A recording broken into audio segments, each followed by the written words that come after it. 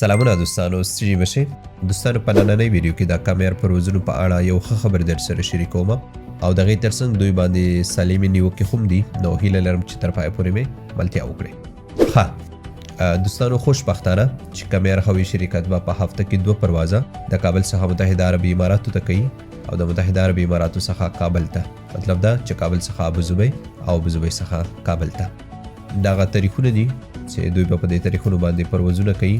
د ټیکټ اخیستلو لپاره دوستانو داسې وکړئ چې د دوی مرکزي دفتر ته ورشئ، کوم کسان چې د کابل څخه ابوظبي ته ځي یا نورو بهرنیو ملکونو ته لکه ایټالي، جرمني، UK او امریکا داسې نورو بهرني هیوادونه، نو دوی هم کولی شي که چیرې دوی ډاکومنټس ویلیډ وي.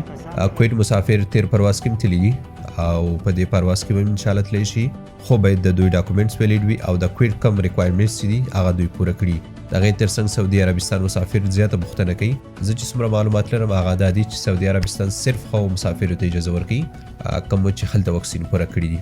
فیلحال خو ما سره د معلومات دي سعودي په اړه، نو که چا هلته واکسین پوره کړي ممکن دوی هم د کامیار سره سفر وکولی شي، خو بیا هم داسې کامیار سره ځان لازمي خبروئ.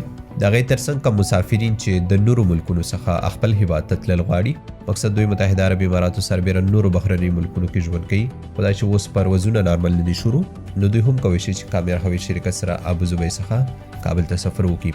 خو دوی ته زما مشوره دا ده چې کوم هیواد نه تاسو افغانستان ته تلل غواړئ، اول درته د ابوظبي کابل ټیکټ اخلئ، ولې چې پیدا کول یې ډېر ګران دي.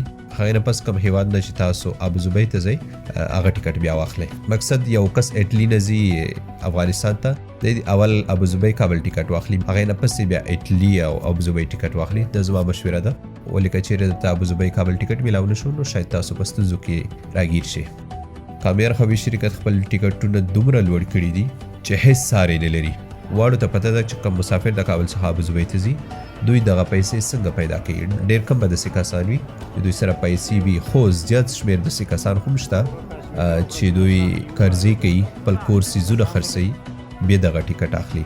نو ما د اړوند ادارو څخه او کامیار هوایي شرکت څخه هیله دا ده چې تاسو دومره غټ کار کوئ، خو د هغې ترڅنګ ټیکټونه باید راکم کړئ.